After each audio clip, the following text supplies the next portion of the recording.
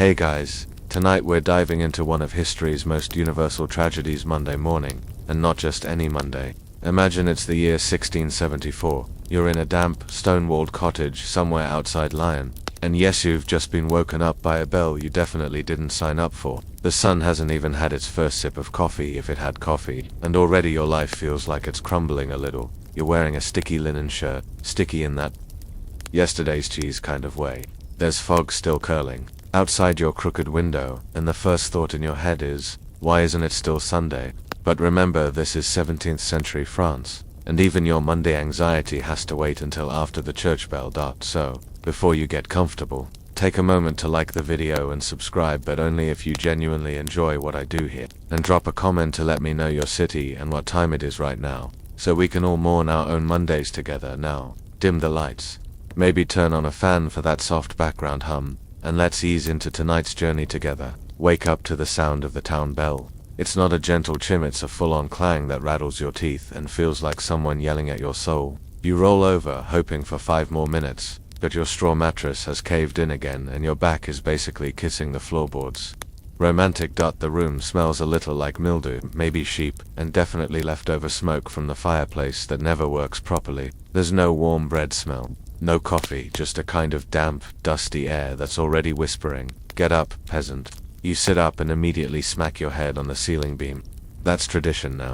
You mutter something under your breath, which we legally cannot repeat here, scratch your eyebrow, and flick away a tiny bug that's been camping in your hair since the middle of the night. Welcome to your Monday. You fumble around for your pants-course wool, missing 2 buttons, and stiff as a dead squirrel. You manage to pull them on anyway, you're not surprised. In 17th century France, most people start Monday morning wondering what went wrong in their previous life to land them here. There's even a rumor, totally unproven, that some towns ask the priest to add an extra prayer on Sunday night to help folks survive Monday. Historians still debate whether that was real, but honestly, would it surprise you? You open the door and step outside. Fog rolls across the fields, thick like soup, and absolutely nobody's happy about it. The neighbor's rooster didn't crow this morning, which tells you even poultry hates Monday. You step forward and immediately sink your foot into a fresh mud puddle. It makes a perfect squelch sound, like Monday laughing in your face. You sigh. You glance at your shoes. They sigh back. Here's the kicker. Standardized time wasn't really a thing back then. Different towns had slightly different clocks. So when the bell rings in your village, the next village's bell follows 10 minutes later. Like a second reminder that your dreams are still dead. That's why some folks called Monday le double tambour, the double drum, like your fate, just hitting you twice for good measure. You try not to lose your cool. Last time you got snappy on a Monday, Sister Marguerite from the church stared at you for 3 days straight. Her gaze was basically sacred level guilt with a dash of, I know you drank the communion wine again. You rub your eyes, try to shake it off, but deep down, you know there's no miracle coming today. In this century, Monday is the ultimate reset button, pressed without your consent. No filters, no espresso, just chores, debts, and cold water waiting for your unwashed feet. Still, for just a moment you stand in the doorway, soaking in the grey-blue haze of dawn. It's oddly peaceful. If you ignore the distant shouting about someone's missing goat, you take a breath, earthy and damp, and think to yourself, maybe it's not Monday that's the problem, maybe it's the fact that you know exactly how it'll go and still you have to live it anyway. You reach for a drink to clear the cobwebs in your brain. In the modern world, this would be where your espresso machine kicks in, hissing dramatically like it's your personal assistant. But in 17th century France, forget it. There is no coffee. Not even a rumor of coffee unless you're rich, or you know someone who trades with the OTTOMANS. Instead, you take a swig of the closest thing to a morning pick-me-up, a lukewarm, slightly vinegary splash of cider or cider that may or may not have fermented a bit too long in a cracked wooden barrel. Your face contorts instantly. It's not exactly refreshing, but hey, at least it doesn't kill you. Probably. That's breakfast drinkable fruit, disappointment, and a piece of bread from 2 days ago. You tap it on the table. It sounds like a floor tile. You consider dipping it in the cider, but then, remember what happened last time, a soggy mess and a chipped tooth. The concept of a morning routine in your time is less self-care, more survival checklist. You wipe your face with the same cloth you used to dust off the fireplace, run fingers through your hair which hasn't seen soap in over a week, and tie on your work apron with one side already half-dash torn. No mirror, no motivational quotes, just you, your breath, and the cold air. and the faint hope that today's blisters will form on top of yesterday's, so at least they'll stop hurting.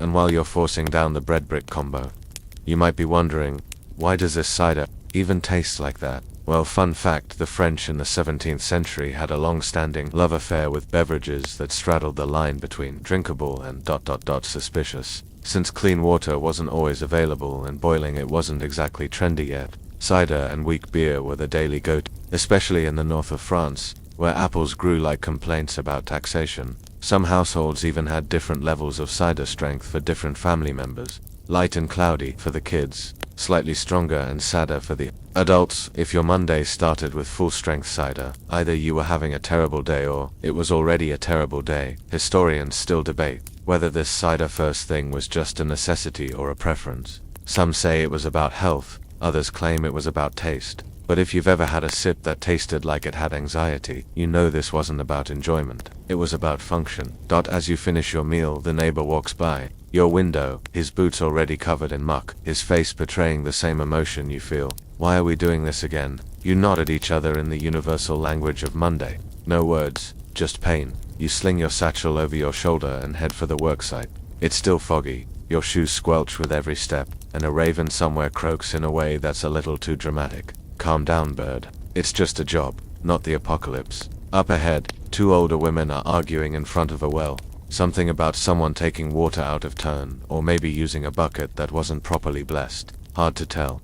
Either way, it's Monday, and tempers are short. One of them throws a handful of gravel in the other's direction, misses entirely, but emotionally, a bullseye. You walk faster. The street smells like wet wool and horse dung, a symphony of morning realism. You pass a baker pulling hard, crusty loaves from a stone oven. The heat tempts you to linger, but you know better. If you don't start your shift on time, someone will tattle. Always someone. You finally arrive at the workshop, where your boss, who's been grumpy since before the Renaissance, greets you with a nod that's only slightly more enthusiastic than a gravestone.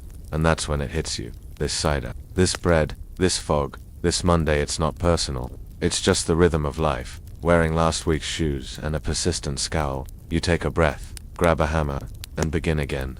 You've barely made it 5 minutes into your shift when you notice the dust. So much dust, it floats in the sunlight like glitter. If glitter were sad and made of broken rocks. You cough a little, then try to make it look like you meant to. Do that, you glance around, but no one's impressed. It's Monday, and hygiene is negotiable. You didn't shower this morning, you didn't even wash your hands, but that's normal. In fact, in 17th century France, washing regularly was considered borderline suspicious. Soap was expensive, water was a hassle, and that stream behind your house.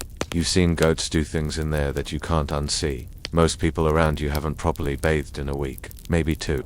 You catch a whiff of someone walking by. Yep, that's the scent of human perseverance mixed with onions and linen mold. You feel a tiny bit better about yourself. You try to wipe the grime off your hands, using a piece of old cloth you keep in your pocket. It doesn't help, it just moves the dirt around in your face. You probably still have a smudge of soot from yesterday's firewood, which means by noon someone will ask if you've taken up chimney sweeping on the side. This is the paradox. Of Monday, you're expected to look vaguely respectable, but the tools to get there are non-existent. You don't have toothpaste. You have a twig, called a baton, a dents. Historians are still unsure if it actually worked or was just an elaborate ritual of false hope. In cities like Paris, the rich were already dabbling in perfume and scented handkerchiefs, basically olfactory camouflage. But here in your village, perfume is just smoke from the neighbor's burnt cabbage. And if you want to wash your hair, good luck, that's what hats are for. The weird part is, people knew they stank. There are letters and journals from this time filled with people politely dancing around the subject. One merchant wrote, "The tailor is good, but his presence lingers too long in a small room." Translation, dude smells like a damp cellar, full of pickled socks. Some households kept a basin by the door for hand washing, especially on Mondays, since Sunday was technically a clean day. But this was more ceremonial than effective. You dip your fingers in, swish them around, and immediately regret it. The water's ice cold, probably from the night frost, and feels more like punishment than purification. Meanwhile, your neighbor Etienne walks in, looking way too cheerful for someone whose teeth are mostly theoretical. His secret, a splash of vinegar and a superstition that rubbing rosemary on your armpits keeps the demons and flies away. Historical accuracy debated. The smell, aggressively herbal.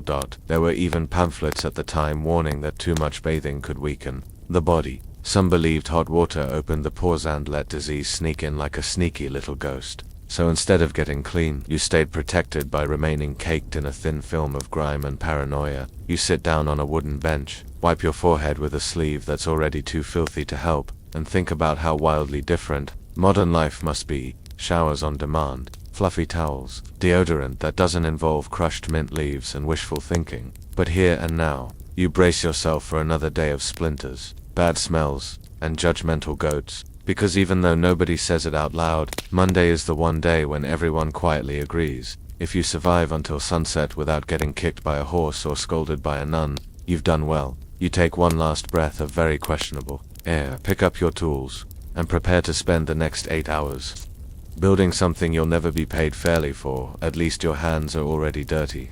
You've only been working for an hour when you hear it, the shrill, unmistakable voice of someone yelling across the town square. It's not your boss. No, this one is higher pitched, louder, and contains 30% more passive aggression. Up and spot Madame Bourquier, the vegetable vendor who doubles as the unofficial town noise machine. She's red in the face, holding a slightly wilted cabbage like she's about to hurl it like a discus. Her target, a teenage apprentice who dropped a coin into the wrong basket. Monday chaos has officially begun.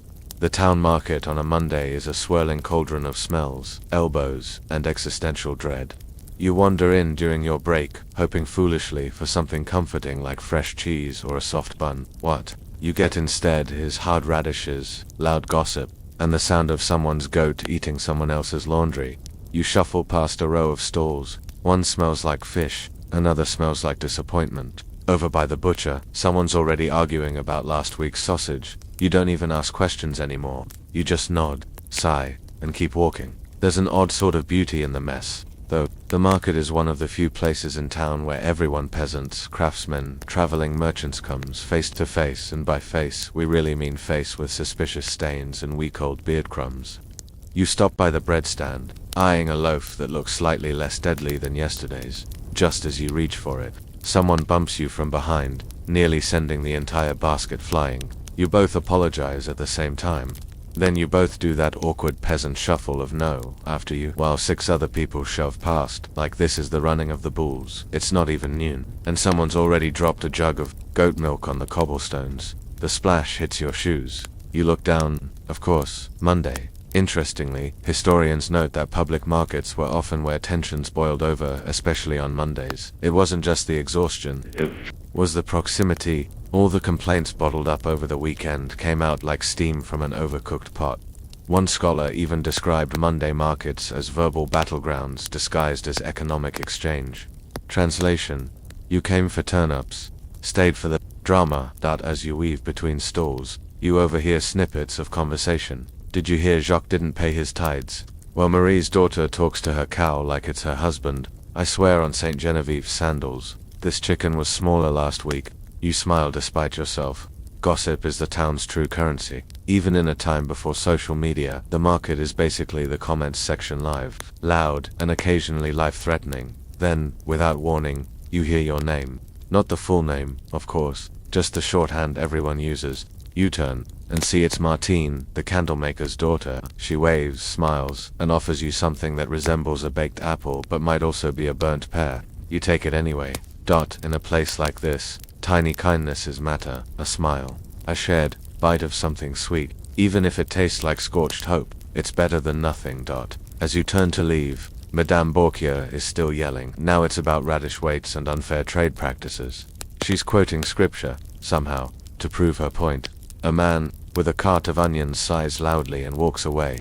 A dog steals a hunk of meat while everyone's distracted. You've seen enough. You retreat from the market with your loot, half a loaf of bread, the maybe apple, and a renewed understanding that no matter the century, Mondays are loud, crowded, and full of people saying, "I'm not mad, I'm just disappointed." You head back toward the workshop, where at least the hammers don't talk back.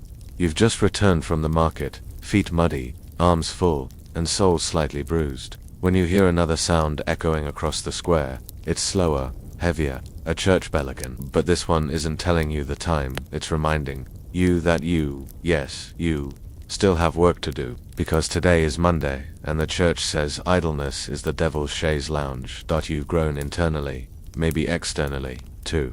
Here's the thing. In 17th century France, religion isn't just a spiritual thing. It's an all-encompassing, schedule-setting behavior monitoring force that basically acts like a combination of HR department and helicopter parent.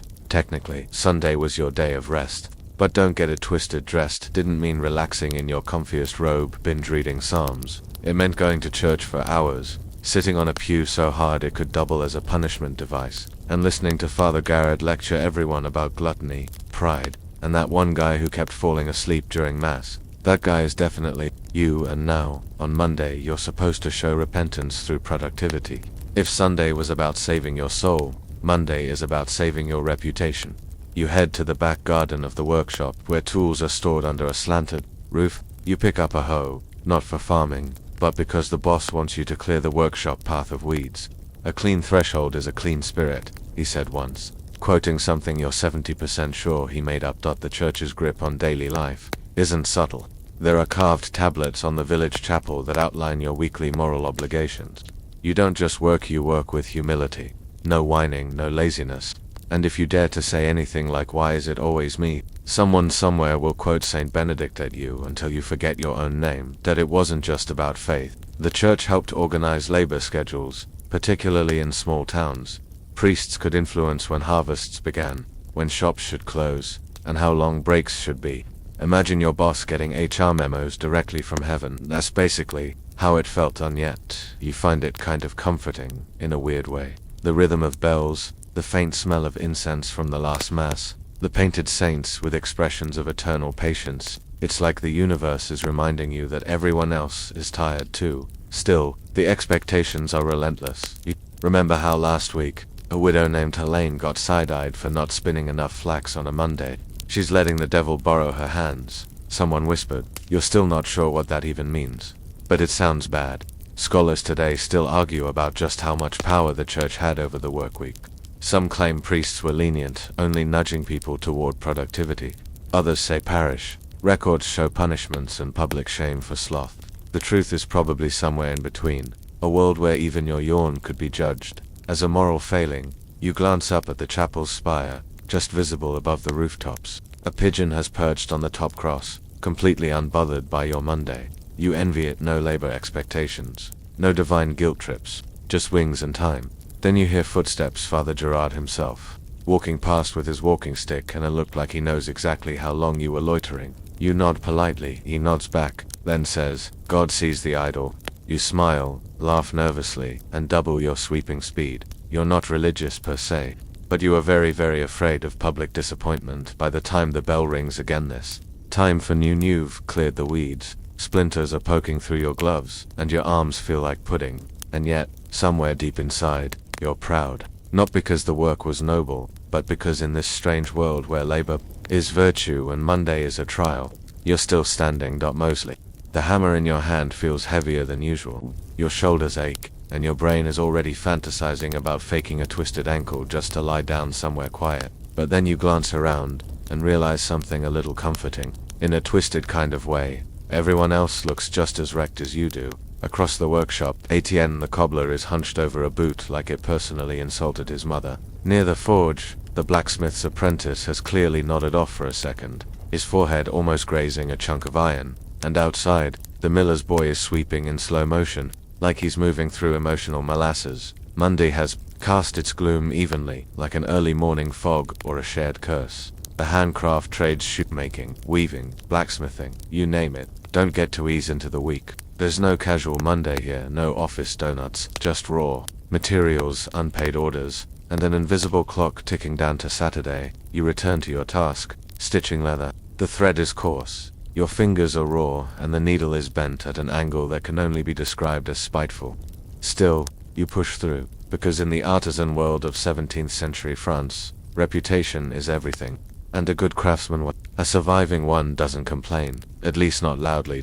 In fact, there were actual guilds back then, organized groups of workers in the same trade who had rules, rituals, and a love-hate relationship with Monday. If you were a journeyman, like many people your age, Mondays were the day you showed whether you were worth your tools, or whether you were going to spend the rest of your career fetching nails and being yelled at by someone named Gerard Guild. Records from this time show that apprentices often got punished for tardiness on Monday mornings. We're talking docked wages, extra shifts, or being forced to clean out the tannery's waste pit. And if you've never cleaned a tannery's waste pit, just imagine the worst parts of a barn, a sewer, and a heartbreak all in one bucket. Some disagreement among historians about how intense this pressure really was. Some say the guilds were nurturing, like trade families. Others say they were basically medieval hazing societies with nicer shoes.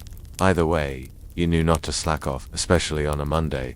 You paused to stretch your neck, and that's when you hear a crash. Luke the carpenter just dropped a whole crate of nails. They scatter across the workshop floor like judgmental raindrops. Everyone freezes for a beat, staring at him like he just shouted heresy. Then slowly, few people kneel to help, because Monday you bend down to gathering nails while your knees crackle like dried leaves. Jean-Luc mutters an apology, and someone pats him on the back. No one's mad. Everyone knows it could have been any of us. In moments like this, you realize something oddly comforting. Monday doesn't discriminate. Whether you're a cobbler, a tailor, a candle maker, or a baker, the first day back always feels like the world is one size too tight. Even the tools seem heavier. The thread keeps knotting, the saw blade won't stay straight. It's like your entire workspace is rebelling in solidarity. You finish stitching the shoe, wipe the sweat off your brow with the sleeve of your shirt, which now smells like cider, and despair, and squint out the workshop window. The sky is starting to brighten, but you don't trust it. It's the same kind of brightness that led to hail last Tuesday, but somehow, knowing everyone else feels just as defeated makes it bearable. No one's thriving, no one's smiling, but you're here, you're doing it. And in 17th century France, sometimes surviving Monday was your biggest accomplishment of the week. You sit back, stretch your back until it pops, and think, maybe this is why the French became such good philosophers. Too much Monday, not enough wine. You're wiping sweat off your neck with a handkerchief that's more symbolic than clean. When you hear a knock at the workshop door, not a polite one, this is the sharp, impatient kind of knock that tells you two things. This person doesn't care if you're on lunch break, and this person is probably here to ruin your day. You peek outside. Yep, it's exactly who you feared. Your landlord's assistant, wearing a coat that's just fancy enough to say I don't work with my hands, and a smirk that says, it's Monday, and I brought paperwork. Bonjour, he says, with a tone that feels less like good day and more like bad. Omen, your rent is late. You don't bother arguing. You know it's late. He knows you know it's late. This little interaction is less about actual collection and more about the ancient French art of passive-aggressive monetary intimidation. He hands you a folded note with the numbers underlined 3 times. You nod, promise something vague about payment soon, and he walks off as if he's just done something heroic. Welcome to the Monday debt parade. In 17th century France, Monday wasn't just the day you returned to work, it was the day everyone else remembered you owed them something. Bakers came for unpaid bread. Blacksmiths came for horseshoes you still hadn't reimbursed. And landlords, oh, they lived for Mondays. If a debt collector had a spirit animal, it would be Monday itself. There are actual historical court documents showing a significant spike in small claims filed on Mondays. Some scholars argue it's because Sundays were too sacred for business. Others say people were just grumpier on Mondays, so suing someone felt therapeutic. Either way, if you had unpaid bills, this was the day your social anxiety got cardio. You head back inside and scan your workbench for coins. 3 sous. That's barely enough for bread and maybe 1 egg if the chicken is in a generous mood. Certainly not enough for rent. You sigh and think about how absurd this system is. You're working sunup to sundown 6 days a week and still someone is asking you for money on the one day you're most emotionally fragile. Is it not enough that your boots are falling apart and your lunch is a question mark? There's an old saying from the time Lunti est la signa de debts. Monday is the lord of debts. Not a metaphor, just a plain, miserable fact. You glance over at your friend Henry, who's staring blankly at a pile of unfinished chair legs. Did they come to you too, you ask? He nods, eyes hollow. 3 people, all before breakfast. You offer him the last bite of your burned maybe apple from earlier. He takes it like it's a gold bar, and the worst part, there's no privacy in all this. When debt collectors show up, they do it publicly. It's a performance. A reminder to the whole community that you're behind on payments. There's no texting in shame. There's just people knocking, shouting, sometimes even reading your tab out loud like it's a church announcement. One time, a man in your village had his debts posted on the town bulletin board. right there next to the notice about firewood, prices and the missing goat. Public shaming as a motivational tool, vintage and vicious. You rub your temples. It's not that you're bad with money, it's that money in this era is like a cat you're trying to hold during a thunderstorm, angry, slippery, and just waiting to scratch your plans to pieces. You vow to get ahead. Save a little, maybe skip cider next Sunday, maybe even take on an extra shift this week, if your hands don't fall off first, because in 17th century France, complaining about Monday wasn't just about waking up early or stubbed toes, it was about survival math, about faking stability for long enough to make it to Tuesday. You tuck the rent note into your shirt. And just for fun, you whisper, maybe next week I'll win the lottery, which is hilarious, because the lottery hasn't been invented yet. You head back to work with the rent note folded neatly into your pocket, like a tiny rectangle of despair. The hammer in your hand feels a little heavier now, not because of gravity, but because of capitalism, or feudalism, or whatever you're calling this system where you work 6 days a week and still owe everyone everything. The mud in the road squelches under your boots as you walk home for your midday break. The walk isn't far, but your legs feel like boiled carrots. And then, just to top off the moment, your donkey, as your actual donkey, refuses to move out of the doorway. He just stands there, chewing something that looks suspiciously like the neighbor's laundry. You try coaxing, you try bribing with hay, you even try reasoning. Please, not today. Nothing. Because apparently, even your donkey has the Monday blues and you're not imagining it. Animals, especially working ones, did act differently on Mondays. There are scattered reports from the time that horses and donkeys were noticeably more stubborn, more anxious, or just straight up uncooperative. At the start of the week, some farmers blamed it on the shift in heavenly tides. Others said it was the animals reflecting the sins of the household. You say it's just Mondays being contagious. Eventually, with a resigned groan and a gentle shove, you move the donkey enough to squeeze through. You pat him on the head. He doesn't look at you. The betrayal is mutual. Inside, your wife is stirring something in a pot. It smells like turnips and uncertainty. She doesn't greet you with a smile, and you don't take it personally. She's also had a Monday. She hands you a bowl, then sits beside you, both of you eating in silence. You remember a saying your grandfather used to repeat, if the animals are tired, the gods must be bored. No idea what that means, but it feels relevant. You glance over at your cat, curled in the corner, looking smug and well-rested. No job, no debts, no concept of days. If there's reincarnation, you're requesting lazy French cat for next time. In the background, the neighbor is yelling at his oxen loudly. The oxen respond by lying down, just flat out collapsing like they've given up on life and farming. He throws his hat on the ground in frustration. You nod in solidarity through the wall. Some scholars argue that the work pace of animals was directly tied to human anxiety. That tension, mood, even posture could influence how a horse or ox responded. Basically, if you're in a bad mood, your donkey can sense it and he's not here for your stress spiral. Other historians say no. It's simpler. Animals, like people, get fed less or rested poorly over the weekend, so by Monday they're hangry and over it. Either way, you live in a world where your emotional support goat might bite someone just because you stubbed your toe. You finish your meal and step back outside, only to find the donkey now standing in front of your neighbor's shed. Great. Time to do the walk of apology with a rope in one hand and a guilty smile in the other. Sorry about him, you say. The neighbor waves you off. It's Monday, he replies. That's all he needs to say. Because that's the thing about Mondays in your town, they're not just days, they're a shared experience, a communal slump. The only thing more reliable than taxes and death is that on Monday, at least one cart will get stuck in mud, one goat will escape, and one grown adult will cry while holding a broken egg. You lead the donkey home. He walks now, of course, smugly back. In the shed, you look at him. Tomorrow, you whisper, we'll both try harder. He sneezes directly onto your tunic. Fair enough. You're back at work, trying to scrub donkey sneeze off your shirt with a rag. That's more hole than fabric. When you notice something new posted on the wooden board outside the town hall. A fresh sheet of parchment, nailed up with a dramatic flourish like it's an important royal decree. You wander over during your break. Because let's be honest, you'll do anything to avoid going back to hammering nails with sore wrists.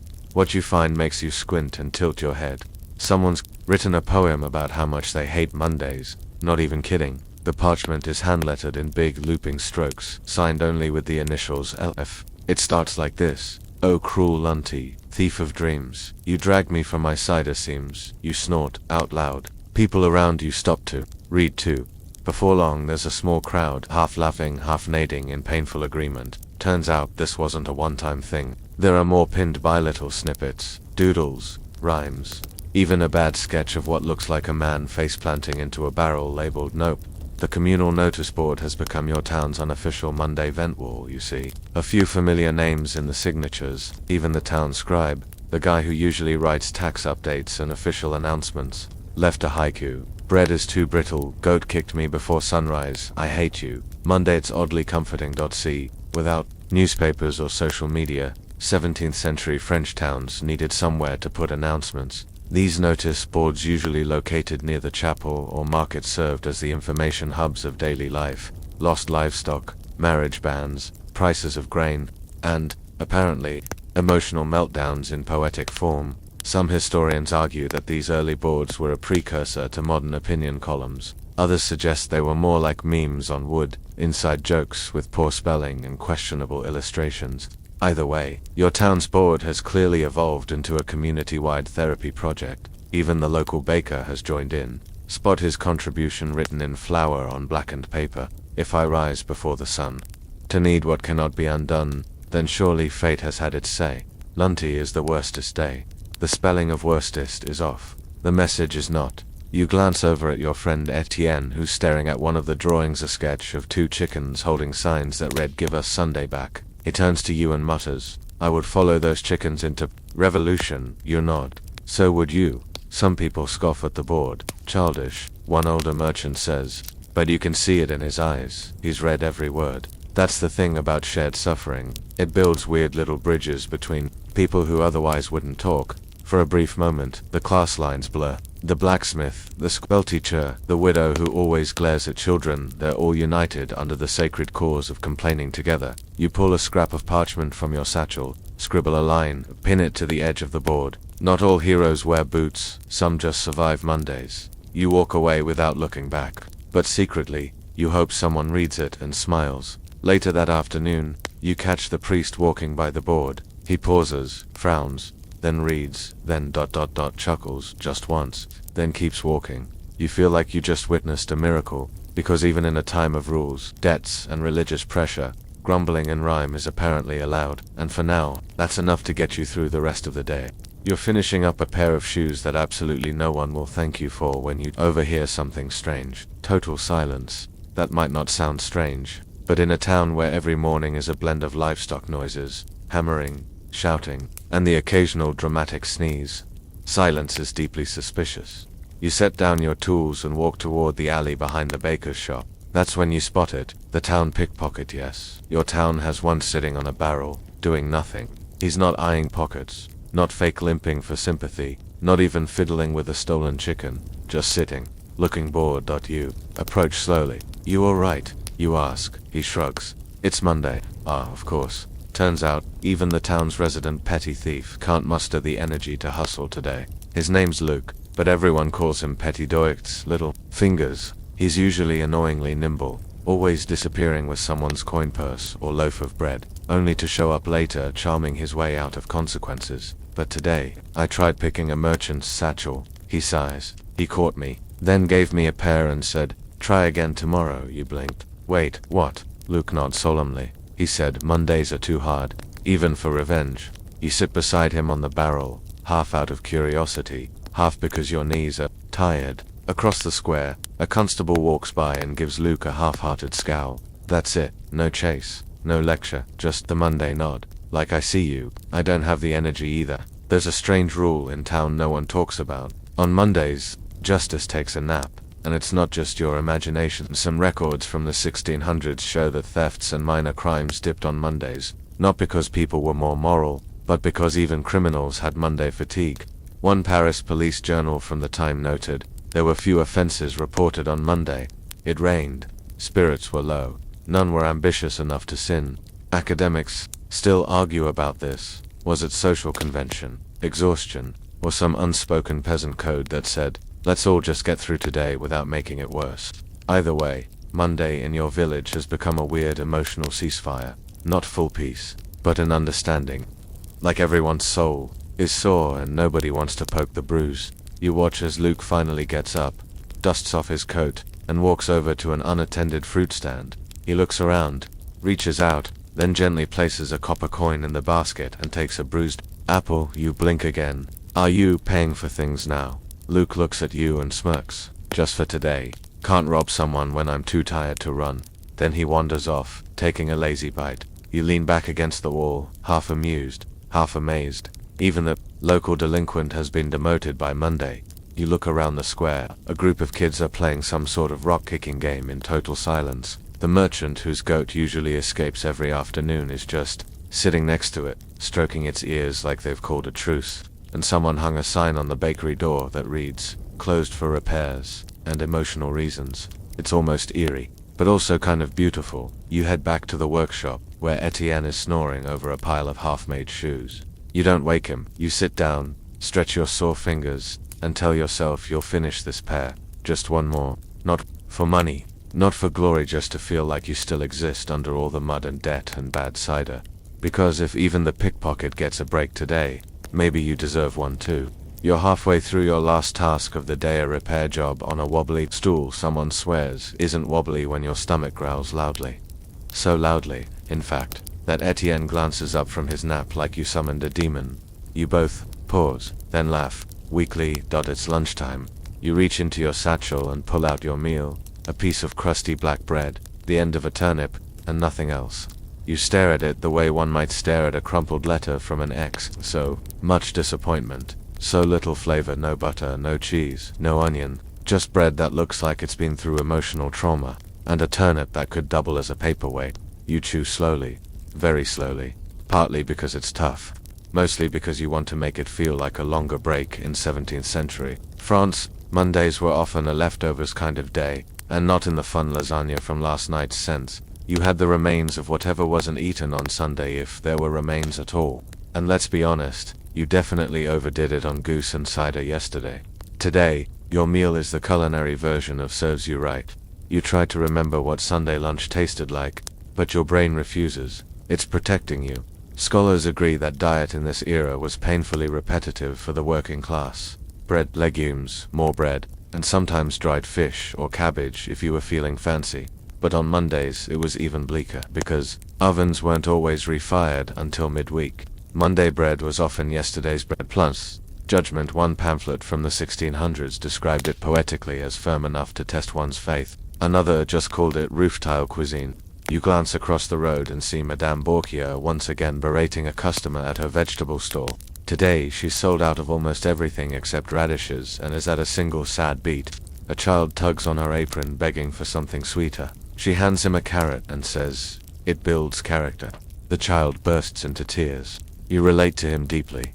Back at your bench, Etienne pulls out a similar meal, dry bread and a smear of something that might be goat cheese. He stares at it like it owes him money. "I think it moved," mutters. You consider swapping your turnip half, but realize that would only make both of you more miserable. There were no refrigerators, no preservatives, no takeout. If Sunday's food was gone, that was it. Monday meant stretching what was left, and if you were lucky, maybe someone else in your household had the energy to cook. But most people, too tired, too broke, too busy whispering complaints to their goats. And speaking of goats, yours walks by the window just as you take a bite. He locks eyes with you. You pause mid-chew. He pauses. You swear he's judging you. "Don't look at me like that," you say. He flicks his tail and trots off smugly. You sigh and take another bite, this time mentally pretending it's a roasted chicken leg. It's not. It's chewy, cold, and tastes like Monday sadness. But at least it's food, sort of. Some historians say that Mondays were when people practiced a kind of voluntary restraint, not because they were being noble, but because the pantry was empty. Others argue that this was when meals became purely functional, calories in, feelings out. Either way, no one's writing love poems about Monday lunch. Not unless they're tragic haikus. As you wrap up your meal, Etienne raises a crust and taps it against yours like a toast.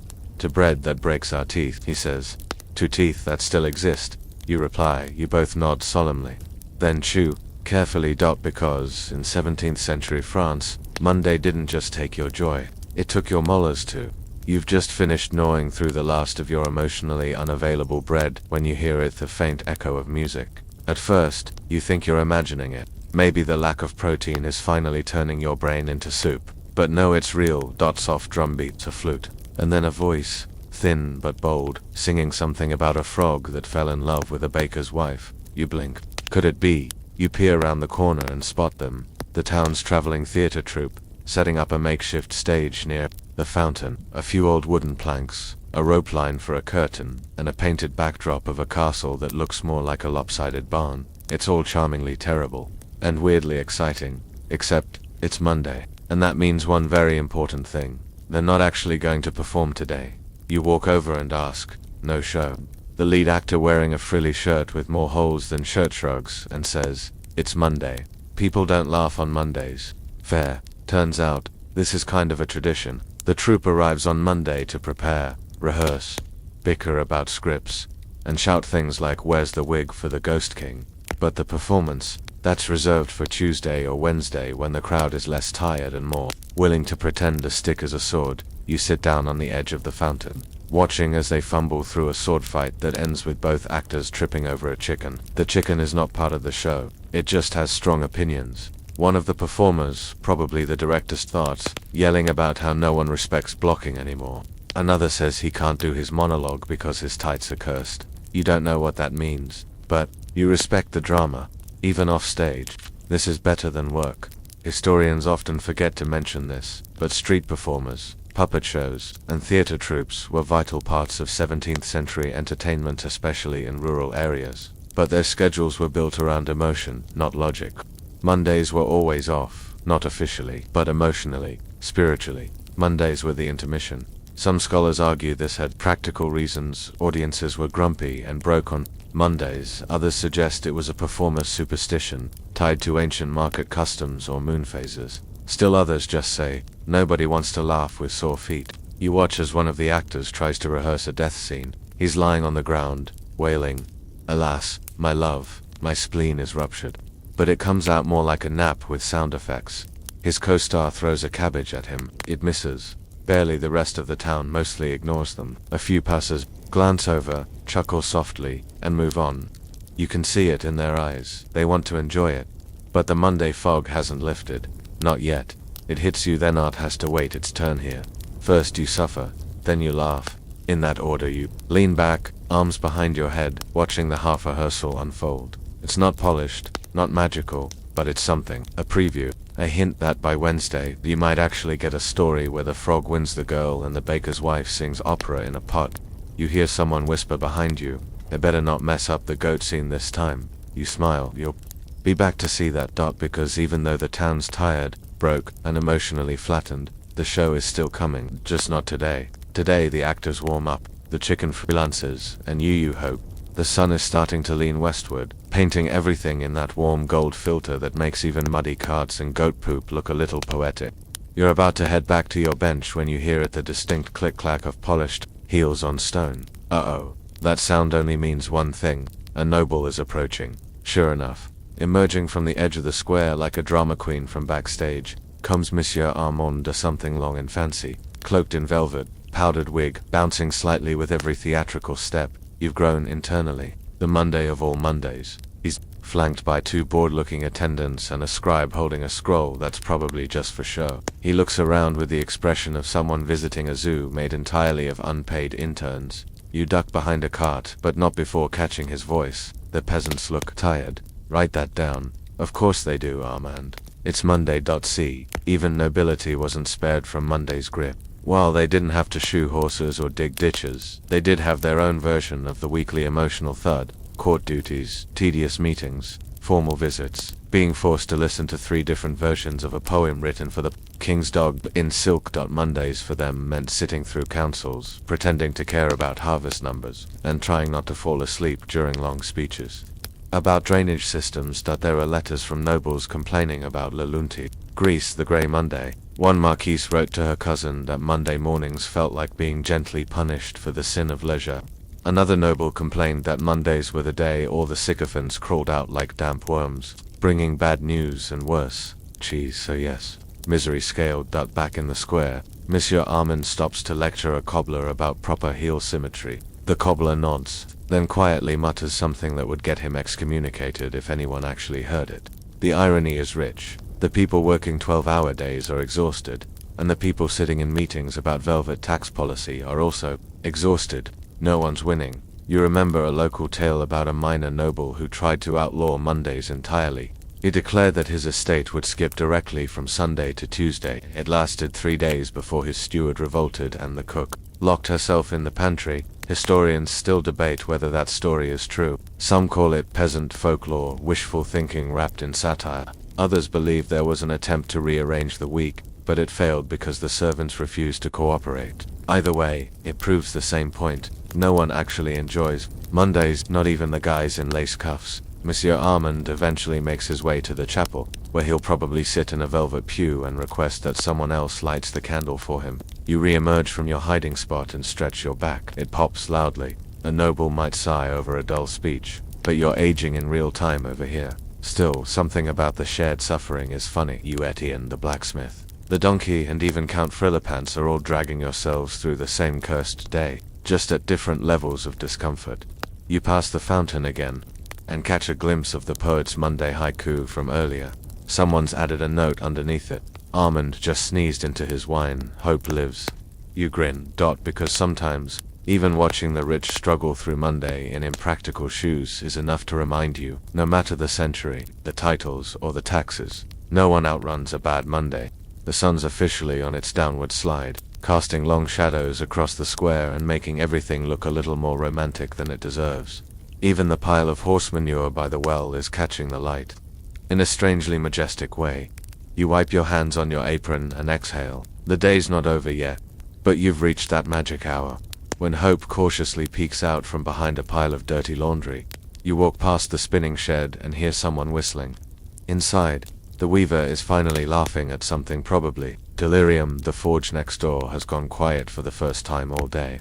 Etienne, your eternal workshop comrade, is cleaning tools with the efficiency of a man who's mentally already in bed. You're headed for a very important stop, the tavern, or as you like to call it, therapy, but with barley.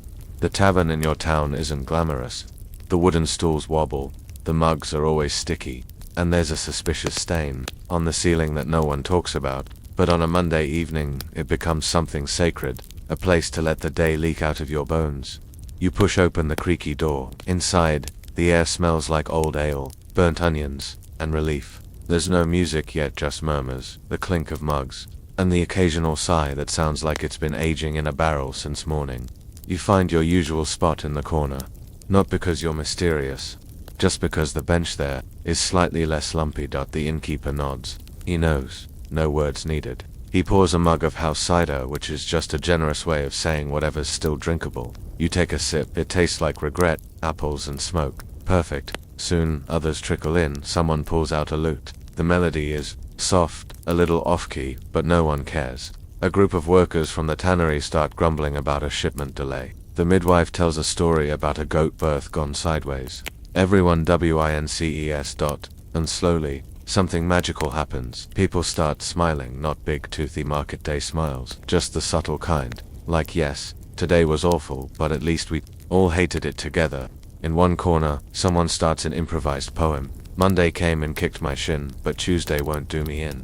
You raise your mug. Yet, someone adds. Everyone laughs. There's something deeply human about this Monday ritual. Not the cider, not the grumbling, but the collective exhale.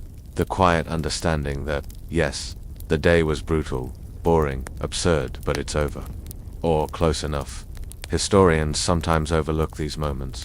They record the wars, the taxes, the wheat shortages, but they don't always write about the way peasants and artisans and even nobles ended their Mondays, not with fireworks, but with silence, cider, and company. You look around and notice someone has left a note pinned near the bar. It's written in charcoal on butcher paper. Dear Monday, we survived you, barely again. You nod, because that's the whole point. You didn't thrive, you didn't win. You didn't figure out how to pay rent or make the donkey like you, but you're still here, sore and underpaid and slightly buzzed. And that's a kind of victory. You drain the rest of your mug, leave a few crumbs of bread behind, and step outside just as the last bit of sun slips behind the hills. Even the sky seems to exhale. You walk home slowly, taking the long route past the mill and the little chapel.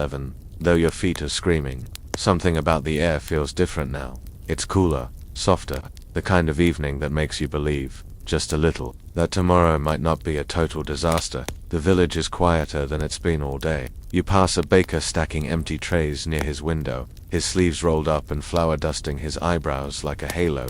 A child dozes in a basket nearby, sucking on a turnip slice like it's a treat. Two old women sit outside their door, knitting, by candlelight and whispering about someone's cousin's secret engagement. You pretend not to listen. You absolutely listen. Even the church bell, which this morning felt like an insult, now sounds distant and oddly soothing. Maybe everything just hurts less when you're headed to bed.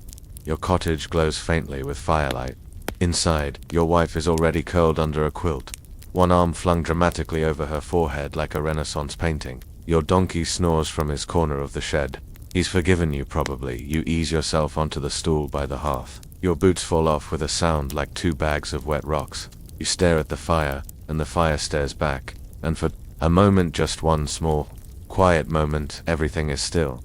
You think back on the day and realize, it wasn't just the labor, or the aching hands, or the debt notice still crumpled in your pocket.